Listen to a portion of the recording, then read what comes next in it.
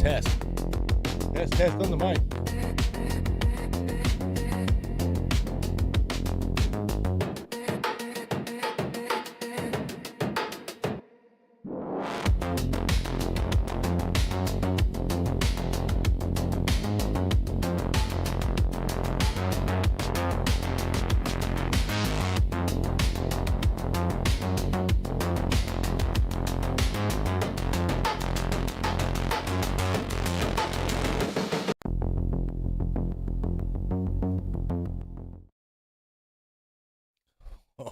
Oh.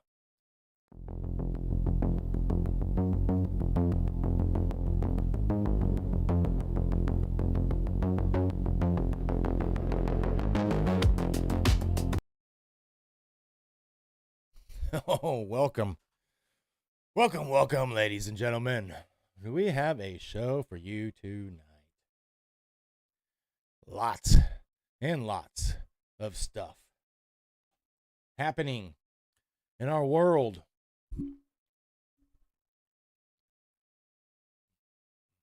Day six of the campaign against Iran.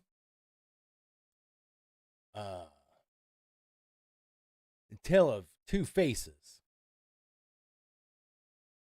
which includes the GOP and MAGA.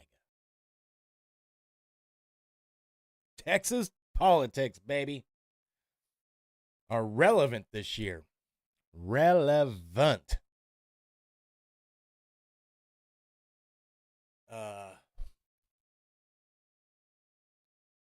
Which shall we cover first?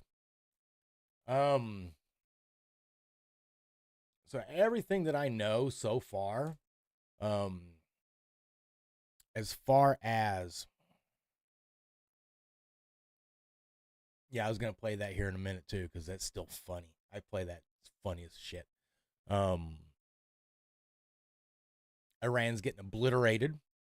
They have been decimated, and we have complete, total air superiority.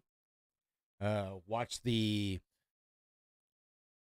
news conference with Hexas and Setcom. and we're only ramping up. That's what they're saying. We are totally ramping up. It's been crazy. I've been watching it. Now, a lot of guys out there, there's been a few of them out there who are reactors watching the skylines and stuff like that. But let me see if I can find it. This is the one thing I didn't actually have on my list, but I wanted to actually watch it for a few minutes. It was a quick, let's see here, news. That's 8 hours ago, yeah. Skyline.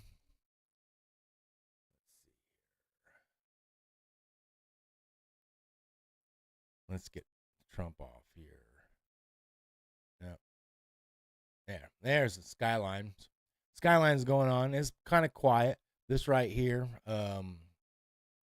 is a pre-recording. Beirut, Tel Aviv is actual real time. Doha is not, as you can see, nighttime, daytime. There's lots of stuff out there that shows a lot of depictions, but you got to surf through a lot of the fake stuff too, because there's a lot of AI generated stuff that is just completely false. Secretary of War Hegseth has decided that when he held his press conference, it was pretty good. Let's see if I can bring this up here real quick. Yeah. Here we got a commercial and skip. Let's get this. Admiral Brad Cooper. Brad Cooper. I'm honored to stand right here today alongside one of America's finest. Admiral Brad Cooper, commander of U.S. Central Command. We've had a chance to spend a couple of hours together, better part of 2 hours, going through the entirety of this Operation Epic Fury. And Admiral, I want to thank you for everything you do in your incredible leadership, your dynamic thinking, the way you're attacking this problem set on every level. In just days of Operation Epic Fury, you and your team have delivered nothing short of devastating, precise strikes, taking out the better part of Iran's navy, making combat ineffective, neutralizing missile sites and launchers, and establishing total dominance over the skies we fly over and seas we fly over. Our forces are executing with unmatched skill, and the mission is advancing decisively. This is the kind of no-nonsense, results-driven warfighting that America... Feedback. Let's see if I can get that fixed.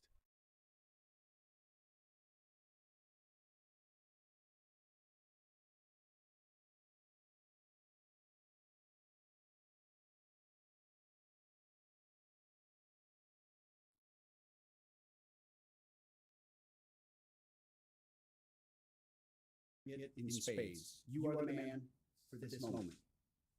Admiral Cooper, on behalf of the President, the Department of War, and every American watching, I want to thank you for the outstanding job you and CENTCOM are doing.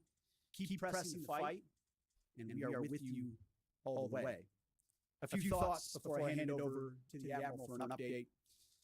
Iran is hoping that we cannot sustain this, which is a really bad miscalculation for the IRGC and Iran.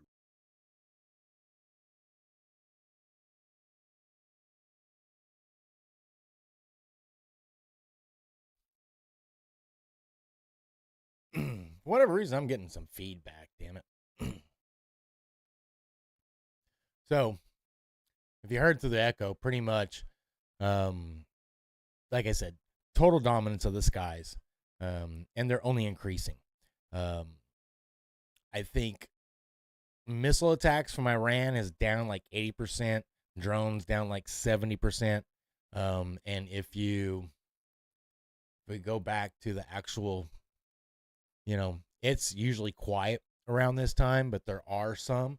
The first 3 days, that skyline was just full, and in Tel Aviv and in Jerusalem, and now it's just quiet.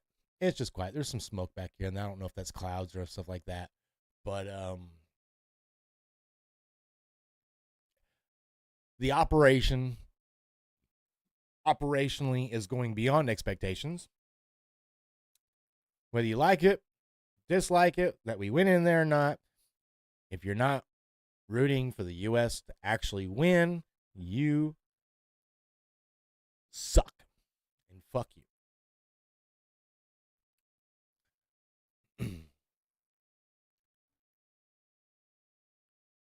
So, with that,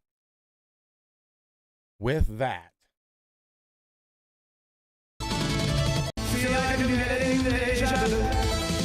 This is like a report number 2. A report number 2. I could look at those art supplies. A beach if someone invaded you. If someone invaded you. And I ran so far away. From my destroy USA.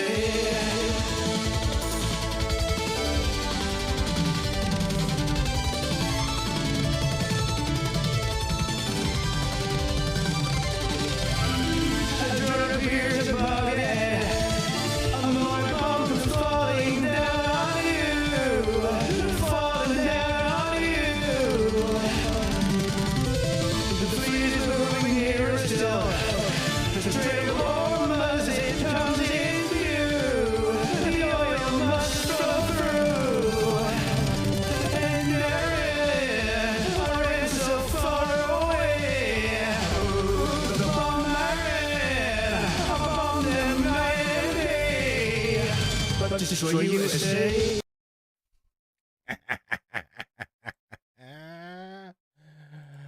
Oh, I love that. I love that. I love that. I love that.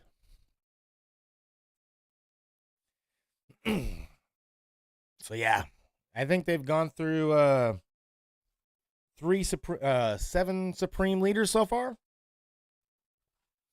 That's awesome. Again, well, let's talk about, some serious enough, because I haven't really had a chance to actually, speak my mind to it and stuff like that. I was actually watching a lot of podcasts and, talking heads, whether they liked it, they didn't like it. I'm in the mind of, I'm on the border. I'm at 5 from a scale of 1 to 10. I'm a 5.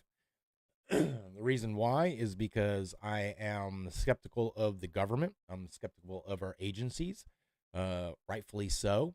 They have done nothing over the last, 20 years to bolster my confidence and their ability to tell the truth.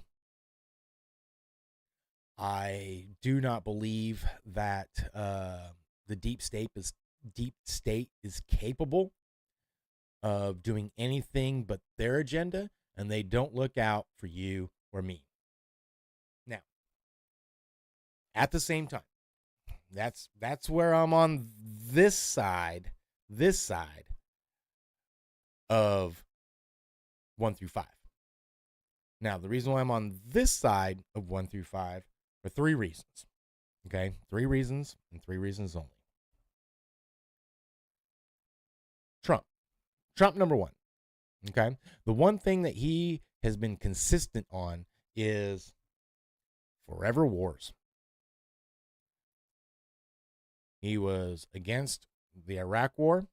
He wanted to pull out at Afghanistan as quick as possible, and he was in the process of doing that, but he lost his election. But he has been consistent, and he has helped over the course of the first year of his second term stop many conflicts already. And he's been trying hard as hell to, stop Ukraine and Russia. I don't think that's going to happen. It was wishful thinking because we have no leverage there up until now. But we'll talk about that next. I think the Russians know exactly what we're capable of. I think they've known exactly what they're capable of. which is why they took one of their ships that was posted in the Iranian Gulf and hightailed it out of there.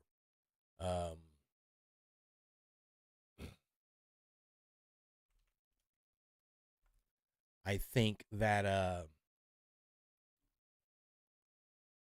think China's afraid as well. But back to the reason why, okay?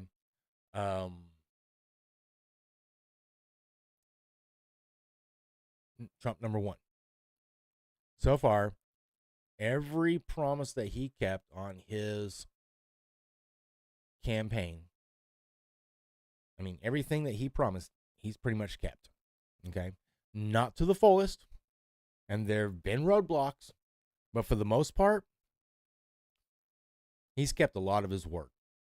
And he is the first person in that office in my lifetime who has done exactly what he said he was going to do each and every step, or attempted to do. Now, when I say attempted, I'm sorry, but if the court rules or, the Congress rules you down, you can't hold that against him to a point, even because of the way our Congress is situated with, not holding a majority to be able to do anything. But everything else above that or below that, or however you want to look at it, he has done. He shut down the border. He has gone after the fentanyl pushers. He's gone after organized cartels and labeled them terrorists. He has done, he passed the big beautiful bill. Not saying it's the best. But he did do it as he promised.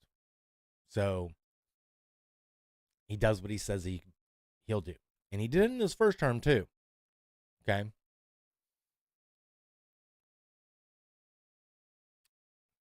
Second. And this is an oddball one for me, just for the simple fact being that this came out of the blue. Okay. I'm going to give you a second.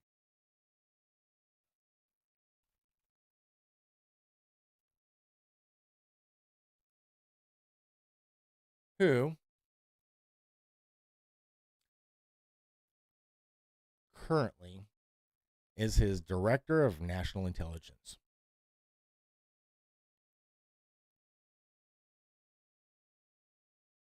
Who is it? I'll give you a hint.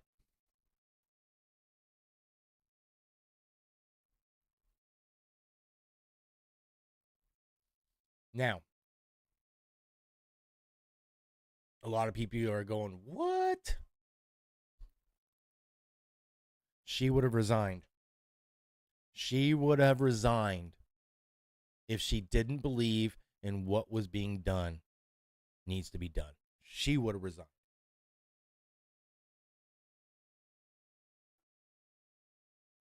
She hadn't resigned. She hasn't resigned.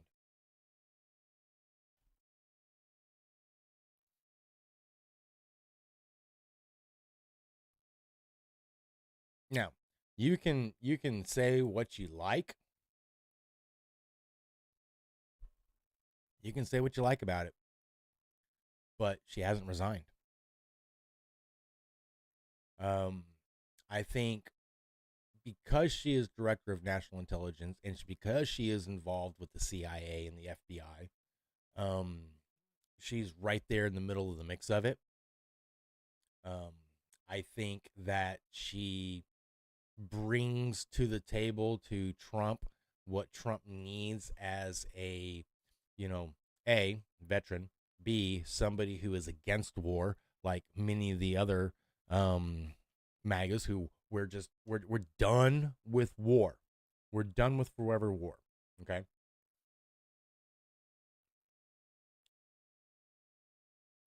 So if this actually prolongs, and at any point in time, Tulsi resigns, you know the game shifted. You know that the intentions of this administration shifted towards Iran. And so far, you know, that's your number one sign. If something's going to happen wrong, if something's going to go bad, she will resign. You can mark it on the calendar. You can tell me right now that I'm bullshitting you, but I'm telling you right now. She's not my favorite person or political figure, but at the same time, in the position that she is in, she's right now. So you got Trump, and then you got Tulsi Gabbard. Number 3.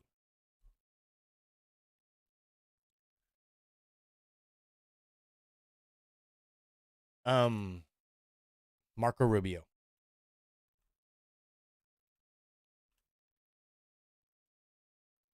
So Marco has been in the U.S. Senate since 2011, before he became, Secretary of State. Marco ran against Trump. Marco is he's on the middle between, a war hawk or a neocon and a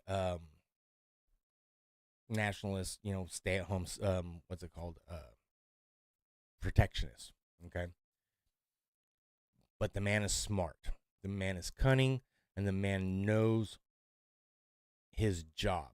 And he took the years that he was in the U.S. Senate and the seats on the Intelligence Committee and stuff like that very seriously. He's one of the few guys that in the Senate that can play both sides but still understand the need and the importance of the U.S.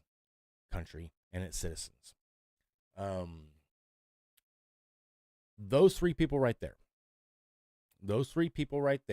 make the difference between what happened with Iraq, but what happened with Afghanistan and Iraq, Bush, Obama, and Biden. Trump didn't have, Obama and Biden and Bush were all war hawks. They had Cheney. They had all the other crazy war hawks who were just pushing. Didn't matter how many we can do. We just, war profiteers. That's what they were. They let it go.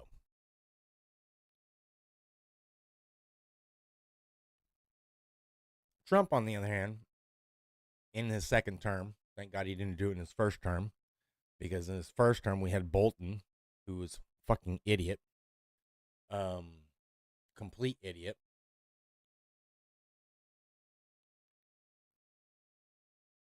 Trying to see where I'm at.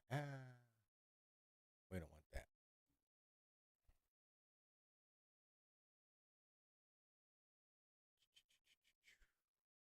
That's not what I want. He's, so those three reasons right there are the reasons why I'm giving this administration and this action a slight benefit of the doubt. That's why I'm not a 4. That's why I'm not against this as far as going in. But at the same time, I'm very skeptical because of the lies and the deception and the obfuscations that we've been given in the past for these type of actions. I honestly think, and I'll be proven right or wrong in the next 6 weeks, maybe longer, but I'm going to give it 6 weeks from today. So you have a full week. This is a 6-day, their time 7, but 6-day of actual combat. Okay. I'm going to give it 6 weeks. And that includes if we put selective troops on the ground. And when I say selective troops on the ground, I'm talking CIA, special forces, to help the Kurds, to help the uprisings of what may or may not be. Like I said, we're in the 6th day of combat operations. And these guys have decimated Iran's capacity. I mean, we have total air superiority. Okay, we're shooting their shit down left and right. Yeah, they get a few through. They do. I think it's like on average, I think it's like 0.5 out of 10 that's actually getting through to their targets. The ones that are hitting their neighbors are unsuspected. They're like, what the hell are you hitting me for? They weren't expecting that. Now they are. They're not getting through very much. So, yeah. Now, one of the things that I was looking at, I think I closed it. Son of a bitch. I did, didn't I? I sure enough did. That pisses me off, I think. Hold on.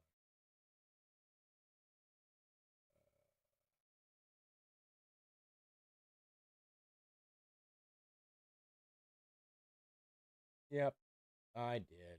I did. Let me see if I can find it real quick. I should really just force you guys into watching my Trump video again. That would be hilarious again, wouldn't it?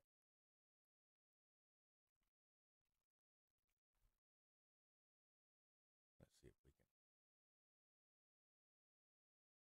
can. Well, regardless. So one of the things that I was watching on some of my podcasters that I listen to, the Talking Heads, they're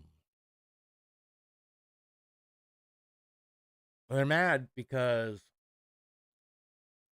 Trump has been focusing a lot this year on foreign policy. Venezuela and now Iran. Oh, and Iran. So Iran, Venezuela, Iran.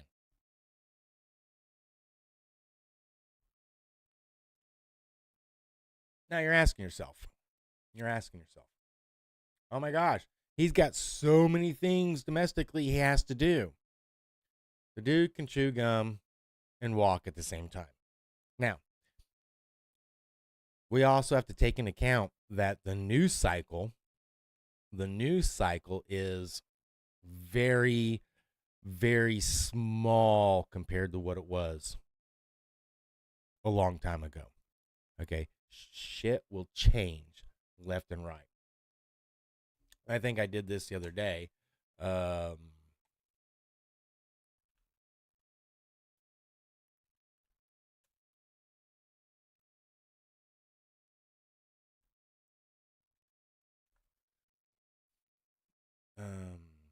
That's not what I want. Let's see. I might have to pull up another freaking browser. Oh no. Oh, I've got it right there. Let's see if we can do this. Most search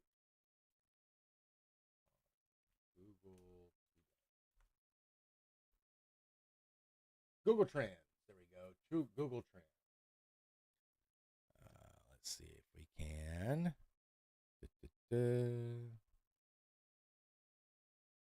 I don't have it up here. Damn it.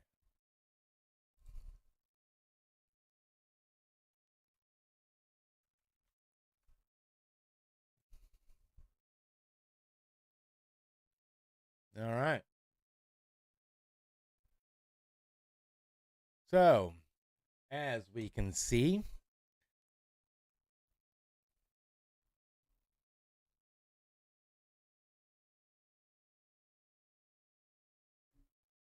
Marquane Mullen? Who in the hell is Marquane Mullen? Oh, yeah, Marquane Mullen. We'll get to that in a minute. Number 2, Britney Spears. Oh, again, Warriors and Rockets basketball. Oh, look, DJ Moore, football or basketball, football. Vladimir Netflix, okay. Christy Noam affair. We'll go after that here in a minute. Jay-Z. Look at this. This is the top in the past 24 hours, all categories, all trends, all relevance. Here in the US.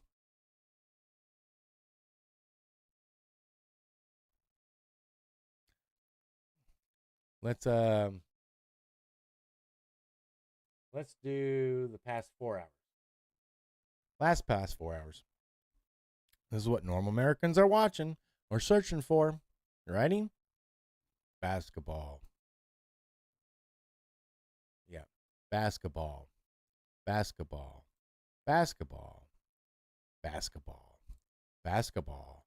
Basketball. Basketball. Basketball. Basketball. Basketball. Football. Basketball. Hockey. Hockey. Hockey. Hockey. Hockey. Football. That's in the past 4 hours, guys. US doesn't care. They don't care. Now, Rob Noor, last night, he cared. He cared a lot. Let's listen to him.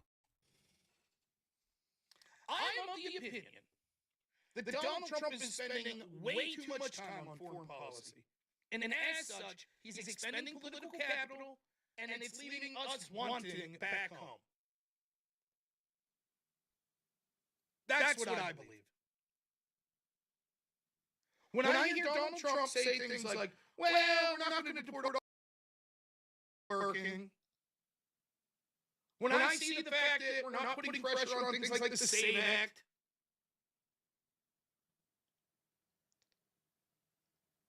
that infuriates me. Those issues are more directly affecting my family than Iran. The same as Venezuela.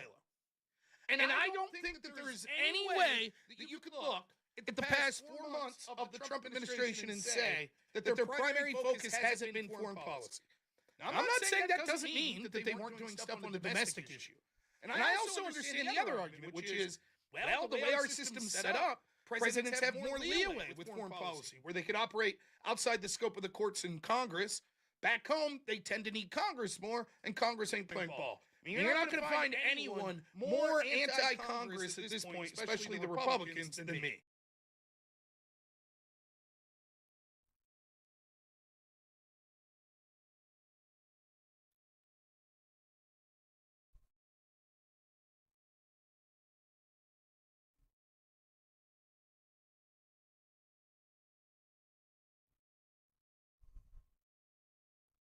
No, that's true. That's true.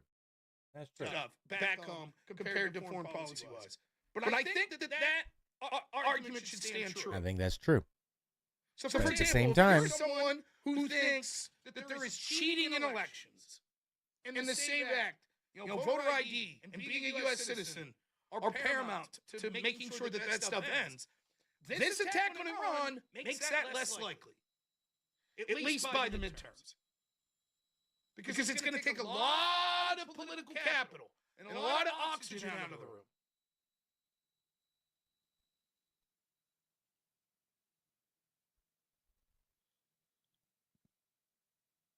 That's the truth.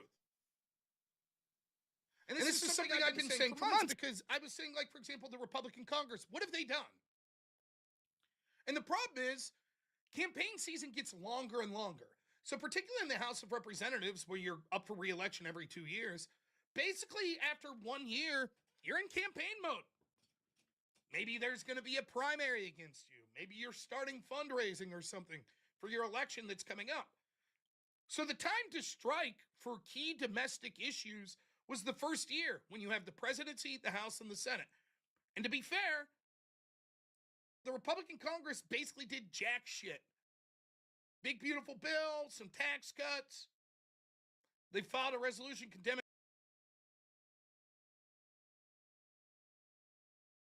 Now we're going to stop right there because this was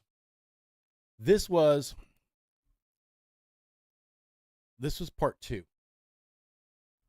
This was part two of the actual video of his argument, because the prior night he argued for the Iran conflict, the Iran operation, where on this video he was arguing against. And Rob pretty much said that he was a 4 out of 10 with his stance.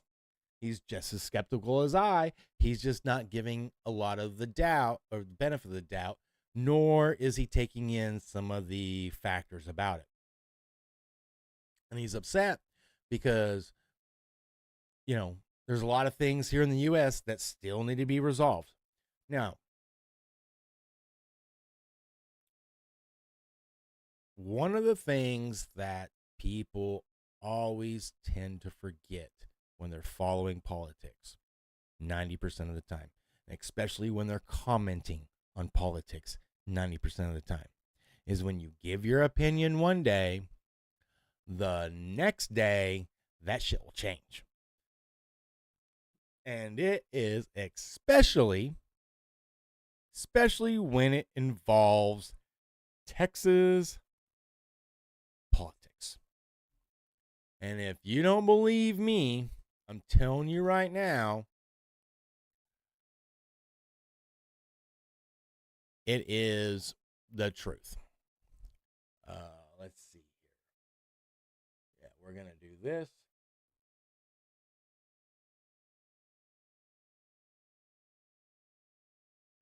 So,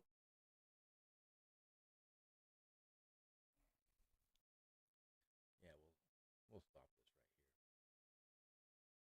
here. So, what happened today? You open your mouth before you let things go in, and you do not give the benefit of the doubt that Trump can chew bubblegum and walk at the same time. And you do not understand how fast politics can flow. He actually does. I think he is just being a little bit, boisterous in this situation. Not to blame him, because there's a lot of people out there who do. But at the same time, I think it's like, what was that CNN poll? Poll showing Trump's approval on the Iraq war. Broken. Can't spell broken.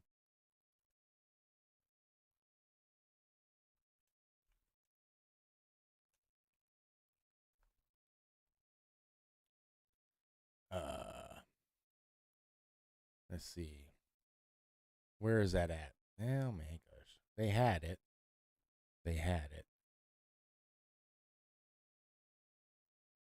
Darn it.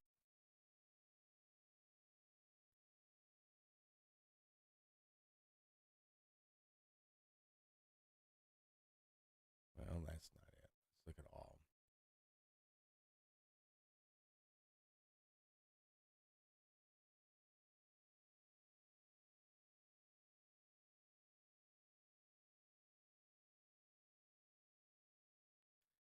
Yeah, well, that search engine sucks. Anyways, what I'm trying to get at is that his approval rating for the actions of going into Iran split on timeline. Okay, so like 4 to 6 weeks, 6 weeks to 3 months, 3 months to, a year to 3 years. The longer it goes, his approval rating goes down as well. Okay, and that's across all parties. All right, right now it's in the high or the low 80s, high 70s. So everybody's sitting back. Everybody's like, all right, you said 4 to 6 weeks. We're going to give you 4 to 6 weeks. You better come out with something better after that, or we're not going to like you anymore. That's pretty much the way it's been. Okay.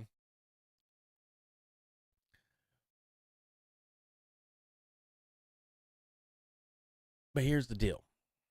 When you're using the argument of he can be focusing on the U.S. domestic situations and he cannot focus on foreign policy and foreign situations,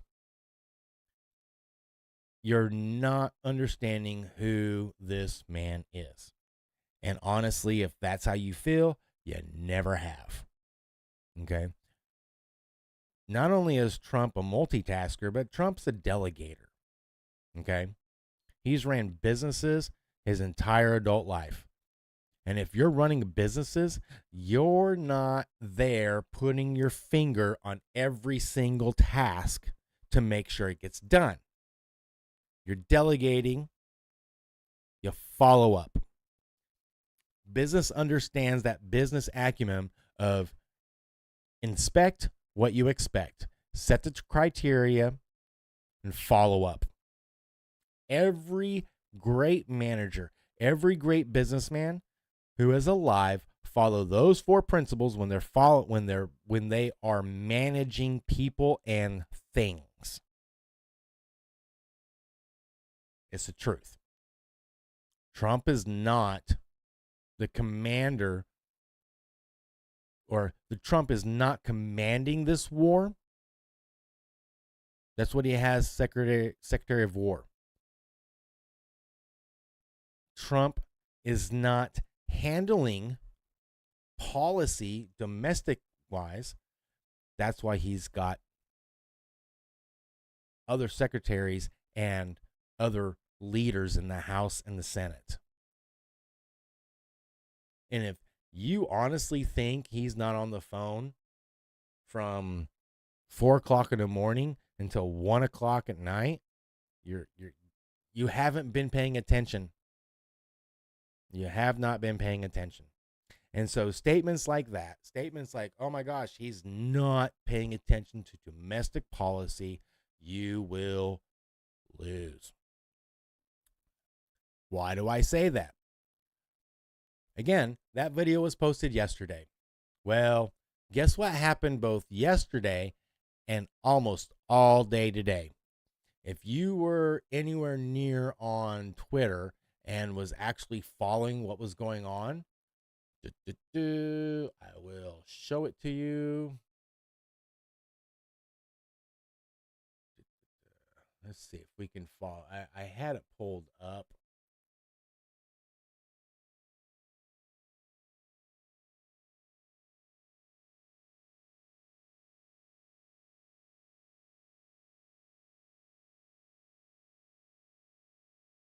Well, crap.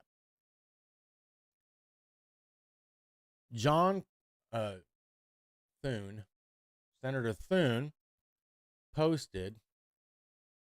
Let's see if I can find this.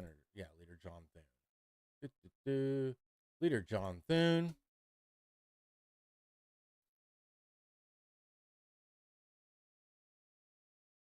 Let's see. Posts, yeah.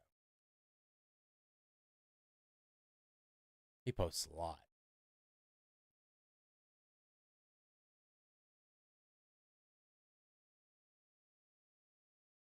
And I think he might have took that down.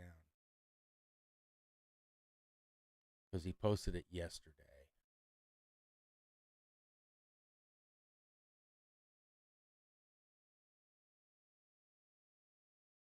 Let's see here.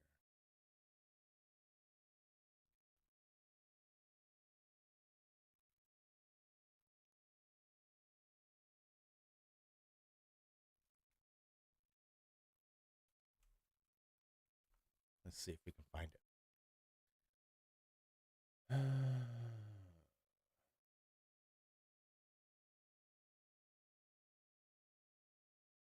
saw it, but I didn't save it. Damn it. Anyways, Senator John Thune posted on X, and I'm sure he probably gave the guy a call as well, implored Trump to endorse John Connery. Now, if you don't know who this guy is, we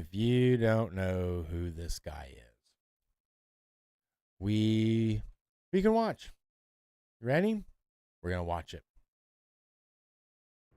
Joe Biden will be the next president. Strong words from U.S. Senator John Cornyn out of Texas. The Republican says former President Donald Trump can't win the 2024 general election for president. He also says the GOP needs to find a candidate who actually can.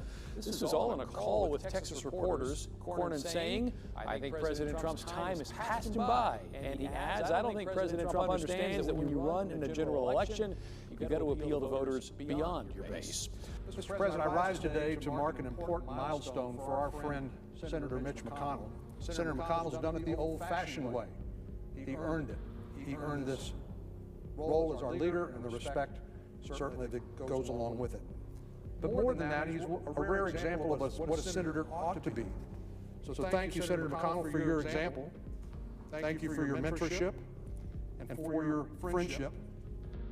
Just a few weeks into our partnership as leader and whip, John presented me with a birthday gift. He framed and autographed a picture of ourselves. Just an ordinary, not particularly glamorous shot of the two of us. And I passed more legislation, more bipartisan legislation than any other member of the Senate. That's not a mistake. It's because I reach out to people like Kirsten Sinema from Arizona, even Mark Warner from Virginia. And then there was his handwritten message. Happy birthday, Mitch. I've got your back. And how fortunate I've been to be reminded every single day since that John Cornyn meant exactly what he said. I want to bring this up as well. Liz Cheney, it'd be hard to find somebody more conservative in Congress than Liz Cheney. Perpetuating the big lie is an attack on the core of our constitutional republic. Is she right? Well, I believe Joe Biden won the election, and President Trump had about 60 different lawsuits that were unsuccessful in changing the outcome. But there's no question in my mind about the outcome of the last election. Thank you for making This all is of us John better than any of us deserve. Thank you for Connery. always having all of our Senator of And we should not Texas. Do we have to listen to more? Yes. Yes, we do. Let's see. I got 2 more minutes left. I'm going to let this play, and I'm going to go pee. dictate from Washington, D.C. what sort of weapons they can get access to. We should let them make the decision and provide them everything they need in order to defend themselves and their country and defeat Vladimir Putin. Prosecutors across the country are refusing to enforce laws that we already have. So if you're the United States Senator, if you're John Cornyn from Texas, supposedly free state of Texas, you'd probably want to do something about that. But no, John Cornyn has decided to take guns from lawful gun owners. And if there's one reason you vote Republican, it's to prevent that. So it's not surprising that John Cornyn is very unpopular with Republican voters. Watch his reception today at the Texas Republican Convention. Listen for the boos.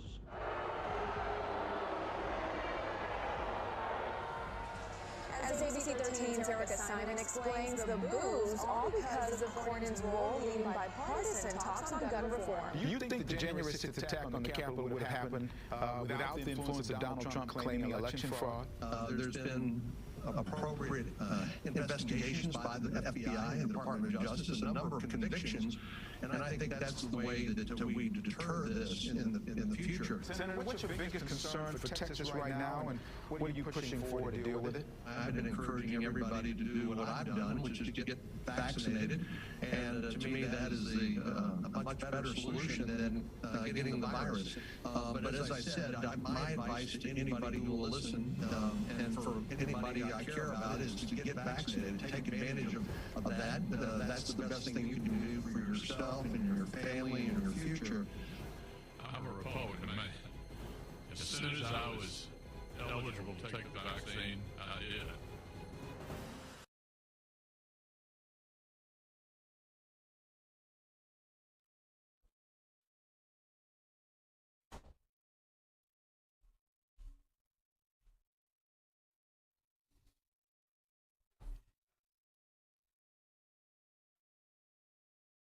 Now,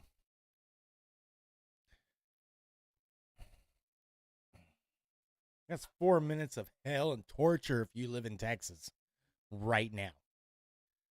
Right now. Why do I say that? Why do I say that?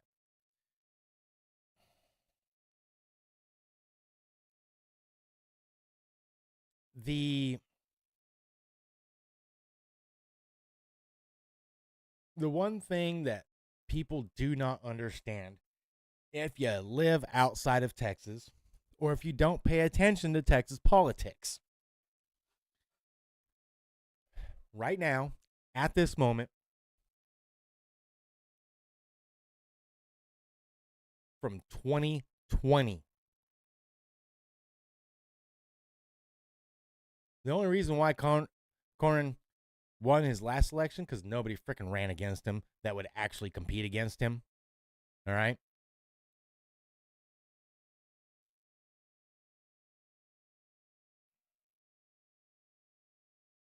But then this man stepped up.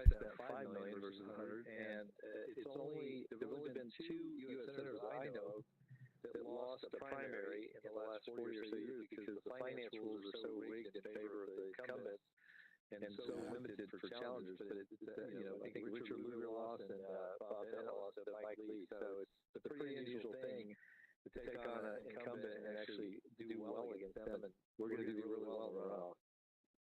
So when you look at the vote, 60% of the people who voted last night voted against Cornyn, though he's been in office for a long, long time, 4 decades. What do you make of that? What message does that send? And what message do you want to send to the Republican base? President Trump said he's going to make an endorsement. Whoever he does endorse should drop out. I have a funny feeling you don't drop out under any circumstance. No, I'm staying in this race. I owe it to the people of Texas. I've spent a year of my life campaigning against John Cornyn because John has not represented the people of Texas well. He's sided with Joe Biden on Second Amendment restrictions. He's sided with Joe Biden on bringing Afghan refugees to settle here without vetting them. But he's been against Trump in both of his elections, said he shouldn't run last time, that his day had passed. And, of course, he fought him on the border wall. He's been an amnesty guy. Everything that Trump stood for, John Cornyn's fought. But he was a big help to Joe Biden. The people of Texas, at least the Republicans, would like something different.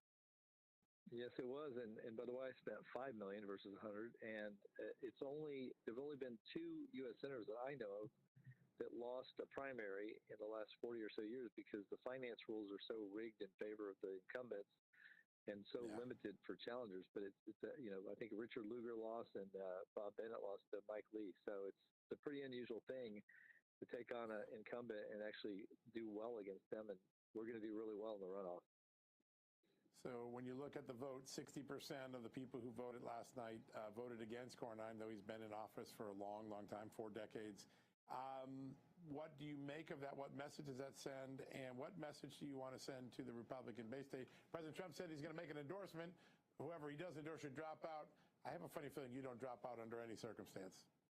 No, I'm staying in this race. I owe it to the people of Texas. I've spent a year of my life campaigning against John Cornyn because John has not represented the people of Texas well. He's sided with Joe Biden on Second Amendment restrictions. He's sided with Joe Biden on bringing Afghan refugees to settle here without vetting them. But he's been against Trump in both of his elections, said he shouldn't run last time. So what happened? His day had passed, and of course he fought him on the border wall. He's been an amnesty guy.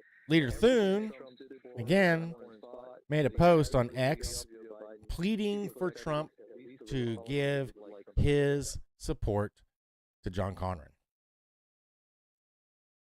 And let me tell you what. That shit hit the fan. And when I mean hit the fan,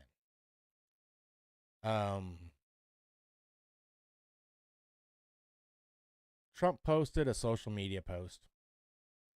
I'm trying to find it here. There we go. Right here. This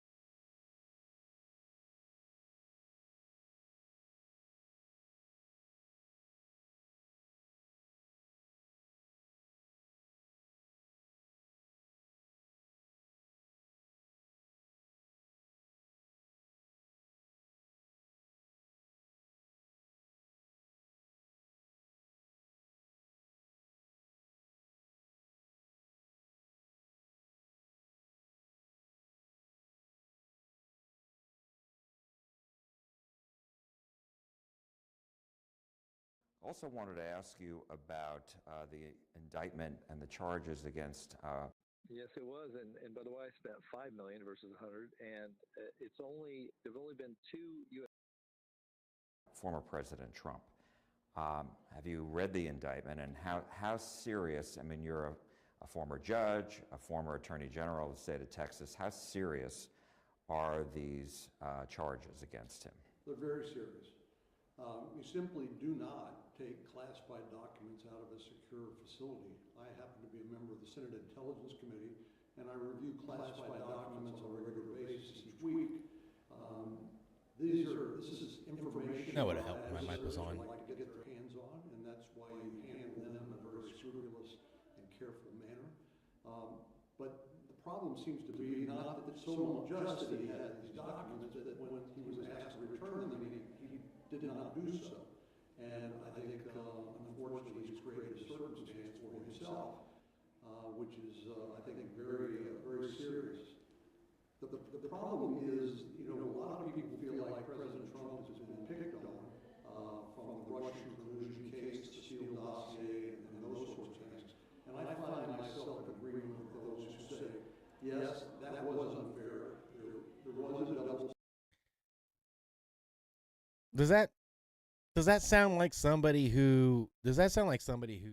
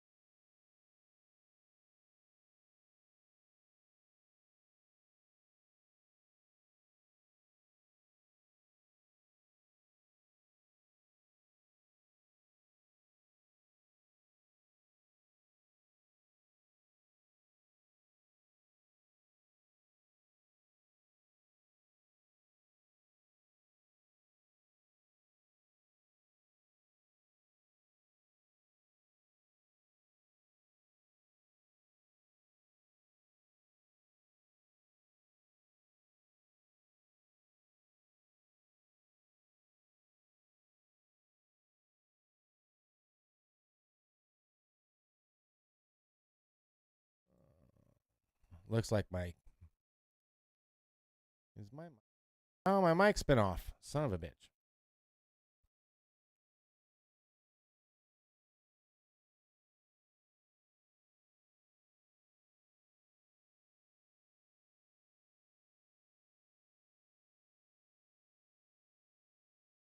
Yay, my mic's been off. Crazy how that is. Been talking this entire time. Son of a bitch. let's see. Let's see where I was at. I got to find out where I was at. When did I go silent?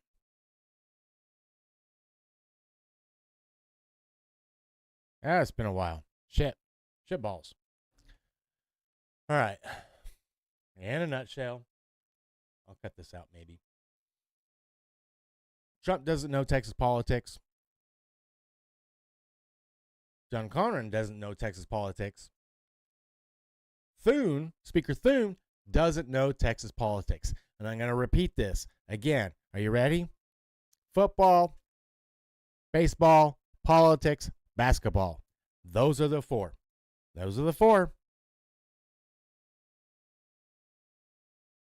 Whether you like it or not. But again, and when I say again, for now that my mic's open, now Ken Paxton decided to post this. The Save America Act is the most important bill the U.S. Senate could ever pass, and I am committed to helping President Trump get it done. Even being threatened by Trump not endorsing him, this guy is like, I'm committed to help this guy. I would consider dropping out of the race if Senate leadership agrees to lift the filibuster and pass the Save America Act.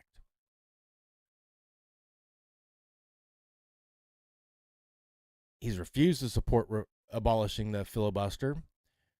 Fake news reporters and the establishment are trying to destroy him. No one has been more loyal to Donald Trump than me. Fighting the stolen 2020 election, being at Mar-a-Lago when he announced his 2024 campaign, and standing with him in New York in the face of lawfare.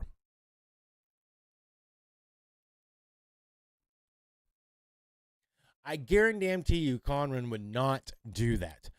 Conran would not be like, you know what? If it means I can pass this major legislation to save the U.S., I will drop out. Conran won't do that. Conran will not do that. The fact that Paxton actually put that out there, actually said, hey, I'll consider it, but it's got to get passed.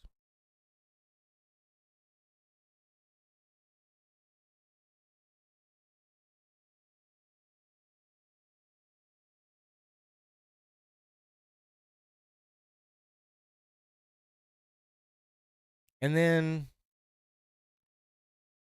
a video came out earlier stating that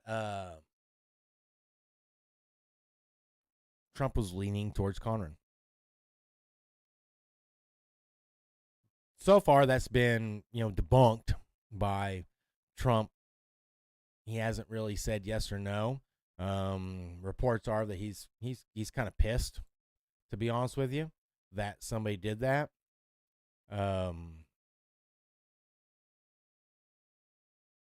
But this is the funny thing about it, okay? This is the thing about it, all right? Let's see here.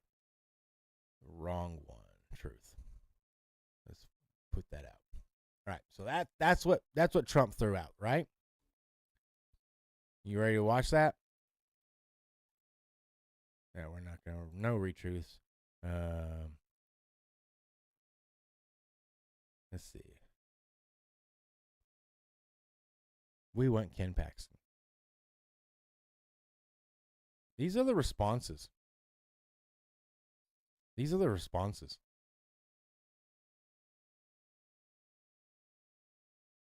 Ken Paxton.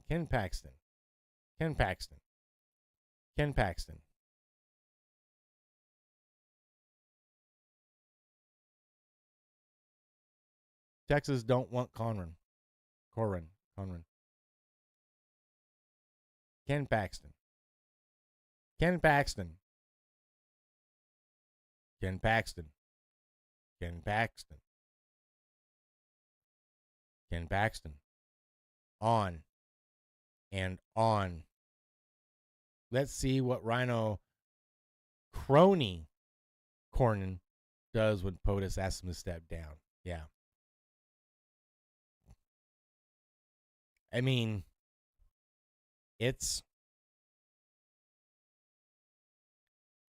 there's not a single comment on this post. 10,000 responses from this. And that's not including what's on X.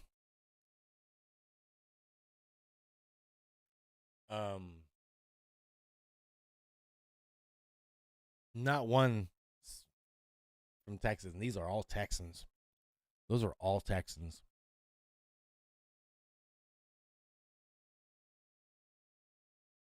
So what should Trump do? What should Trump do?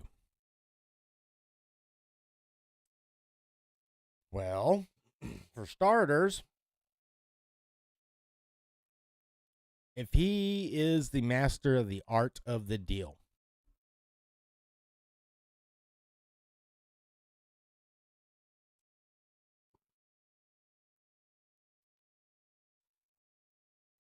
Trump should go to Leader Thune and say, you have until next Friday to pass the Save America Act. You have until next Friday. Break the filibuster. Pass it.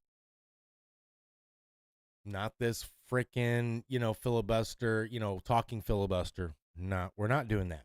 Break the frickin' filibuster and pass it. If by Friday afternoon,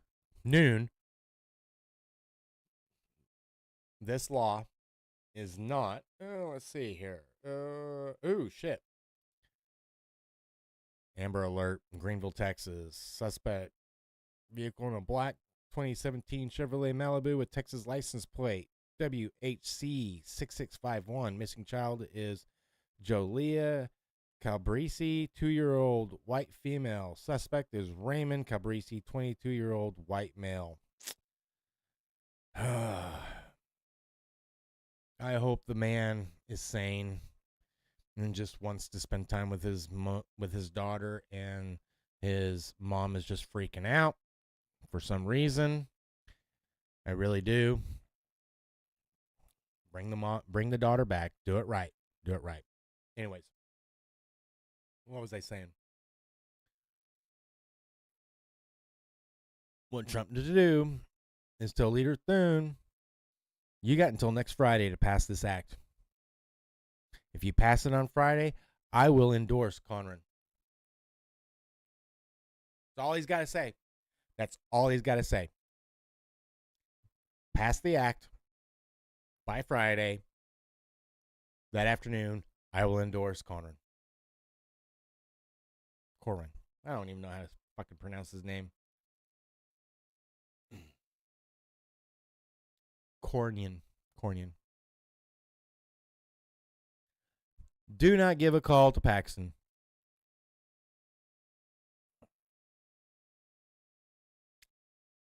Do not call Paxton. Because 96%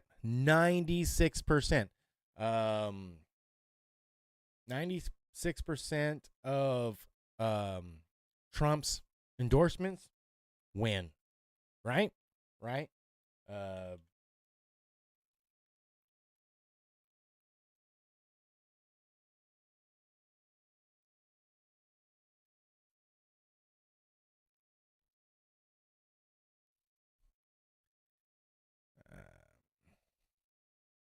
Polymarket. Let's look what the Polymarket has to say. As of today.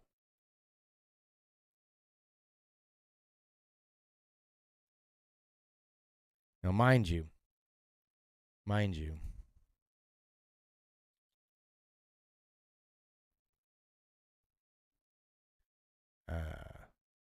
March 2nd.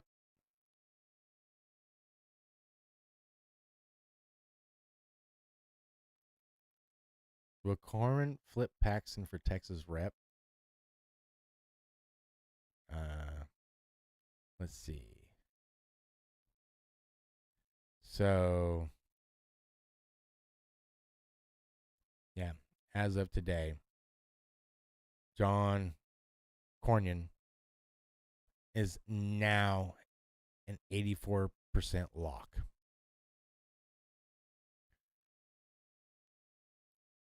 I'm going to tell you right now, if you bet for Ken Paxton, buy yes for 17 cents, I might do that. Because John's not going to win. The only way John's going to win is if Ken Paxton steps down. It's the only way he's going to win.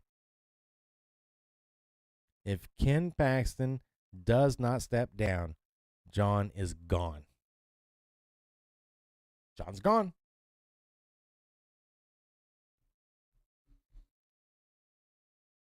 If Ken stays in this race, Trump, the poly market, the U.S., Leader Thune are all going to realize what Texas politics is about. Because we don't give a fuck about Trump's endorsements. We don't. We don't. I'm telling you right now, Texans only take the president's, lead on a few things. If Trump came out and said, I need you to vote against this, or I need this, or, I need this representative who's in a heavy Democratic area, I need him. There's a lot of people in the state of Texas, representatives, that Trump has a lot of sway in. He does. Not going to deny that. There's a lot of no-name people that actually got elected. I mean, there are, because of his endorsements and them following up on his coattails.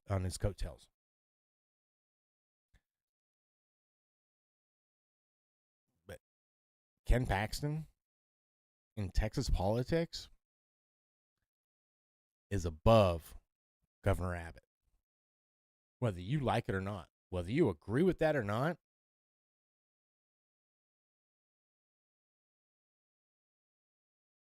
telling you right now, Ken is more important in the state of Texas than Greg Abbott. And that's a fact.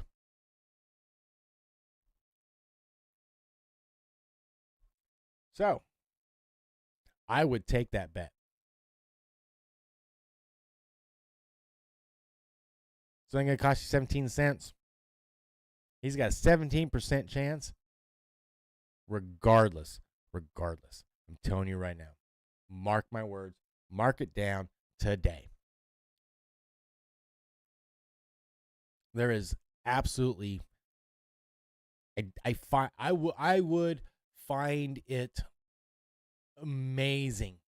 I would be flabbergasted if Trump came out and endorsed Cornyn, Ken stayed in the race, and Ken lost. I would. The man spent a tenth of the amount that the GOP put in to Cornyn's campaign. And this was a primary. He still has a runoff and a general that they got to spend on. This is the reason why they're panicking.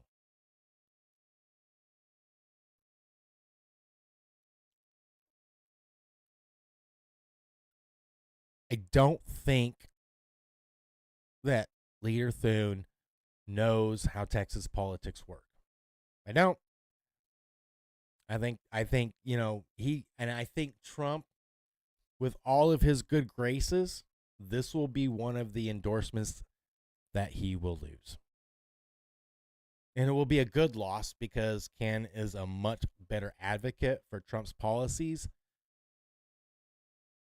than Cornyn than John's are. Just telling you, Ken is a much better candidate for this situation. The only reason why Trump should endorse John is if he gets the SAVE Act passed before, not after, before the SAVE Act is passed. If he gives it before the SAVE Act's passed, Ken, you stay in the race. Stay in the race. Stay in the race. Don't take promises. Don't take assurances, Trump. Give the same damn deadline that you give everybody else. I want Iran decimated in 6 weeks. Go.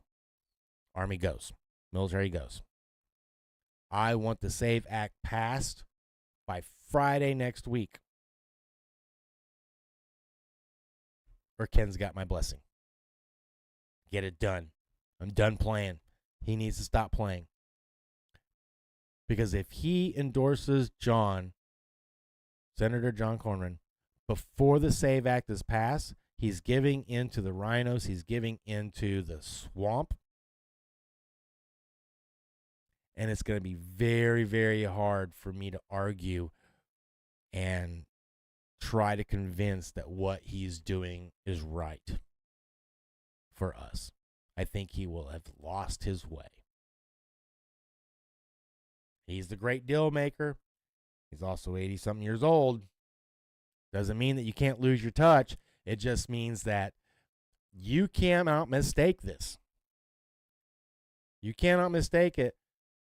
Tuesday's results. Again, I'm going to show you. This is today. As of today. As of today, right? Here's the funny thing about it is,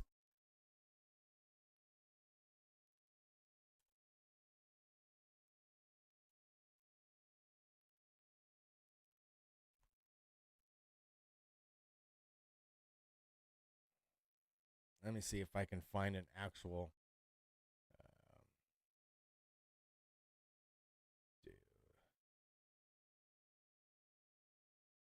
let's see if we can find it. Boom. Here's the funny thing about it. It went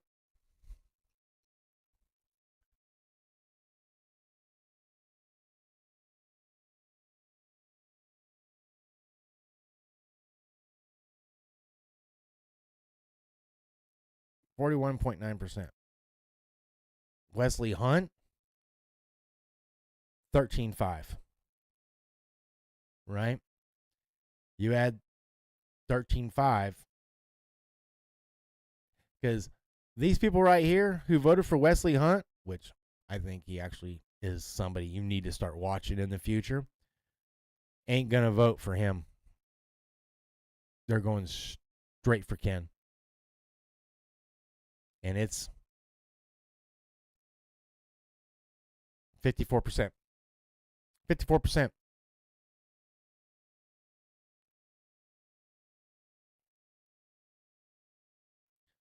It's going to be that way.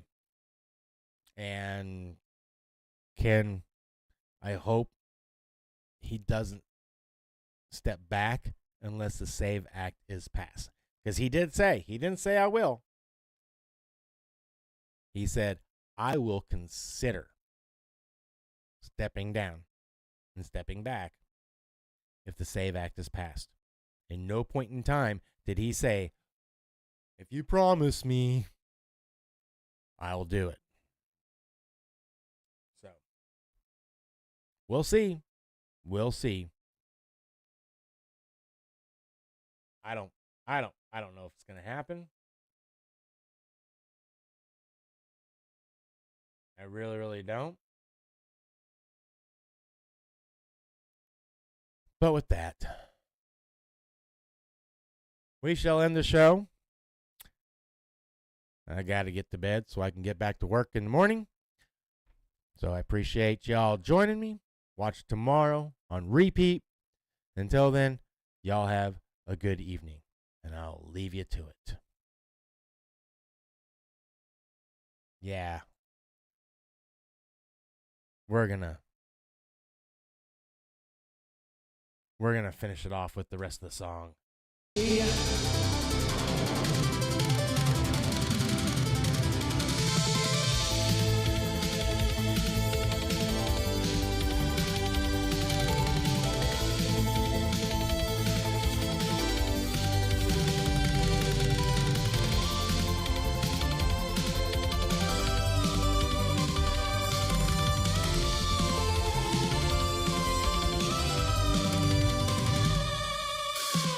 Tiny hit, it's a big red button.